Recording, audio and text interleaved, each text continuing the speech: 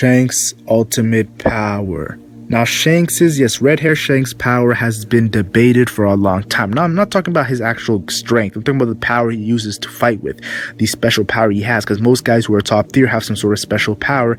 And for Shanks, it's been debated back and forth from different styles, and it's been crazy throughout the fan base of what I've seen. Now, a huge question I've seen a lot of people ask is, does Shanks have a dull fruit? And it's a really common question, because the dull fruit is what usually the top tiers have to make them different from others. We see Akainu with the magma, Aokiji with the ice, Kizaru with the light fruit, the glin fruit, and then we have characters like we've seen like Blackbeard, who's like 2 dull fruits, and the other Yonkos, we're gonna assume they have dull fruits. I think a Paramishi and a Zoan because of the trait, but I could be wrong. But I want to say this, something that I've seen for a long time, yes, a very long time, is the water dull fruit, and everybody puts that to Shanks. Shanks has the water dull fruit, and to be honest, I just don't understand the whole water dull fruit. I don't even think there's gonna be a water dull fruit in the One Piece story, let alone Shanks having the water dull fruit.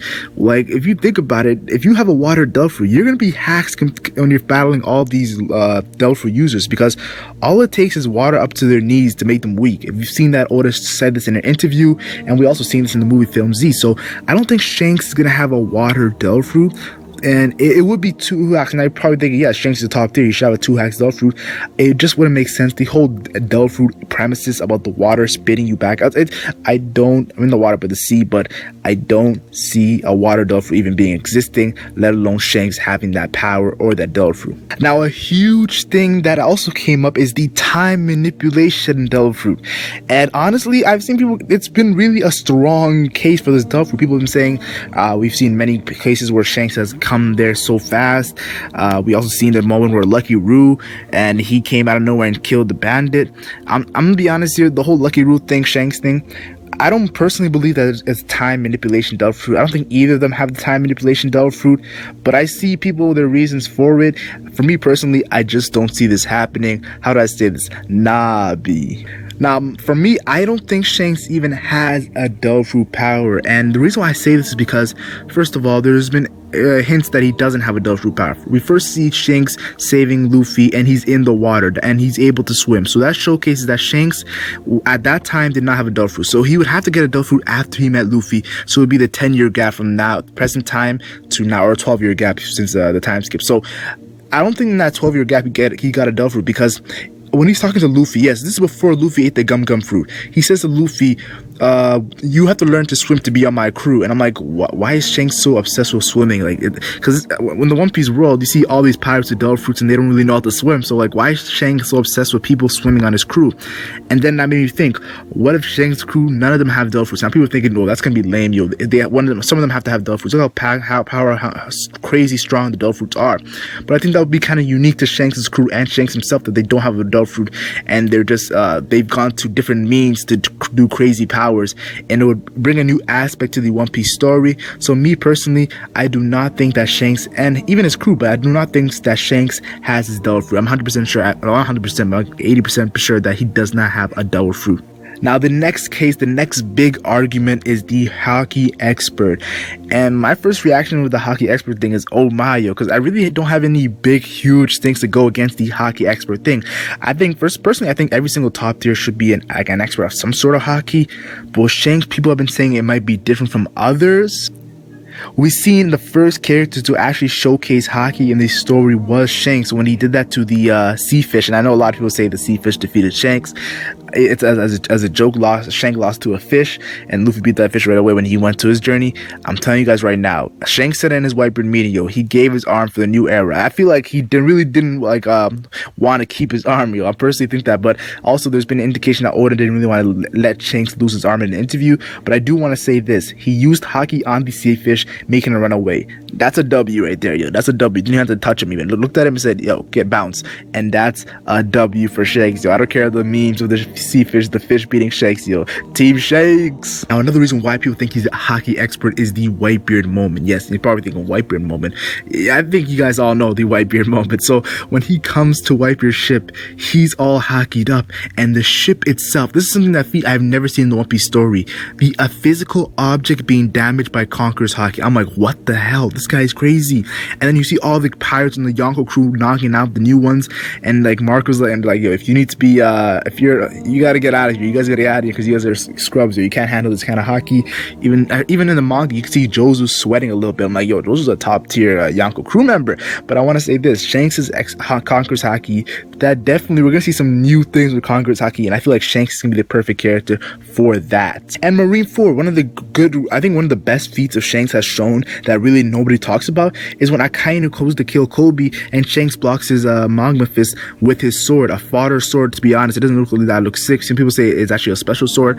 It really does not look that crazy, and he blocks Akainu. And the reason why I say this is because we've seen throughout the Marineford War, nobody really was able to touch Akainu other than another Yonko, Whitebeard. We see Marco and Vista couldn't touch him with their haki. You see Crocodile couldn't touch him. Like, you've seen multiple characters that could not touch Akainu, and Shanks casually throws his sword out and he'll be able to block the magma fist. So his armament haki has to be to a level of equal to Akainu or greater than, and that's just crazy because we see in his Conqueror's haki, we see his armament haki, and yeah, epic. Now personally, for the hockey expert, I feel like it would be kind of cool if he's a hockey expert, but I want to say this: I don't want his only power to be hockey expert. You're probably thinking, what do you mean? Hockey expert is epic, it's crazy.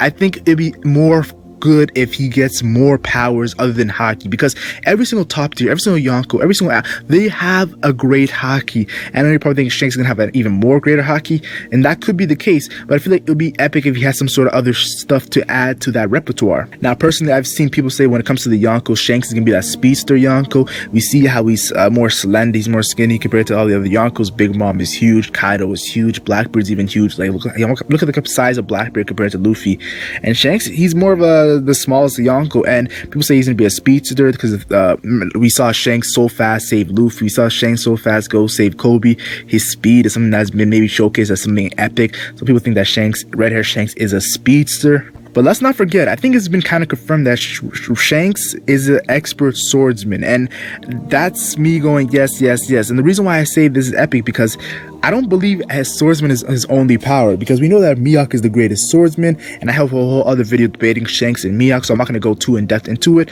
but I feel like Shanks has something more other than being a swordsman. He's an expert swordsman, and we know Mihawk talking to Zoro, talking about how armament haki, your sword should never be ticked, and maybe Shanks has that level of armament haki like Mihawk, that his sword is like just, it's so durable. Nobody touching Shanks' sword, even though it looks fodder. It's actually an epic sword. But yeah, an epic swordsman, you got to remember that Shanks is a great swordsman. Daily duels with Mihawk. Now, some people have said that Shanks has some sort of haki awakening, and you're probably thinking, haki awakening, what are you talking about? A haki awakening in which his observation haki, we talked about his Conqueror's haki being epic, we talked about his armored haki being epic, but I saved his observation haki. So people are saying that his observation is so nasty that it seems like he's actually manipulating time. And this one made me think about one specific game, Pi Warriors 3, where they added the character Red Hair Shanks with some red aura and some red haki, in which he can change the actual time with his haki, which was crazy. And that could be foreshadowing, but I don't think Oda would foreshadow in the game. But who knows? I don't know what was in the mind of the character, the person who made the character Shanks. But I do want to say this: it could be possible that his observation haki is so epic that he has some sort of edge over people. We've seen how observation haki make you predict what's going to be this way, what's going to be this way. So if he has some sort of observation haki in which he can actually go do things in remarkable things when it comes to time manipulation. We saw Lucky Roo, how he actually defeated the bandit so fast 1 second, even though Lucky Roo's a big dude, he went there so fast and killed him. We seen how fast Luffy was saved by Shanks. We see how fast that Shanks went to Marineford, and we gotta remember, the Marines are like, how the hell did Shanks get to Marineford? Wasn't he going to see Kaido? Didn't he meet Kaido? That's a huge thing that Oda will put there. He did meet Kaido, and then he had the ability to go all the way to Marineford that fast. That just showcases that Shanks, There's got to be some reason why he's going around the world so fast. We see him touring around the world. I feel like that might be the reason. And honestly, I talked about haki, but we'll just talk about Shanks' raw strength. And you're probably thinking, what do you mean raw strength? This man was able to block the attack from the strongest man in the world at the time, Whitebeard, with one arm. We gotta give that respect. And then we see their Conqueror's haki clash. People might say it's just his arm in haki, but I feel like that might give some respect to his raw strength, because we know Luffy has raw strength and then he has arm in haki. I feel like that might give some respect to Shanks' raw strength and a mixture of arm and haki, definitely. But the fact that he looks so small and he has that much power, it's definitely hype, yo. It's definitely hype. Now, personally, I feel like there's gonna be a completely new ultimate fighting style for Shanks that nobody has even speculated. The reason why I say this is because Shanks, we know that he's been around the world: North Blue, South Blue, West Blue, East Blue, the Grand Line, probably the Calm Belt too. He's pretty much been to every place, and he might have even been to Raftel. People have been debating, has he gone to Raftel? Has he not gone to Raftel? But I feel like he might have met somebody, a trainer, yes, someone who trained him in some next level attacks, some next level moves. And you know what always made me wonder? Fujitora and Greenbow, where the hell did they come from? And made me think, there's got to be some next level top tiers who are not pirates, who are not revolution, who are not marines, who are just in the world walking around as loners, who are just doing their thing. And then as someone meets them, they might showcase some training abilities for their new techniques or new powers. It kind of reminds me of Goku when he went to that new planet after defeating Frieza and he learned the instant transmission. So I definitely think that Shanks learned some next level stuff on his journey around the world. Maybe even his crew has learned some crazy stuff. And I want to say that Shanks, when his power is revealed, we're all gonna get what it's worth, and it's gonna be amazing. Leave your thoughts in the comment section. What do you think Shanks' ultimate power is gonna be? Have you seen some hints in the story that I haven't seen? Please tell me in the comment section. I want to see all you guys' opinion. Like and share if you enjoyed, like and share only if you enjoyed, and subscribe for more One Piece content. I'm the LegendMac, and I'm gone.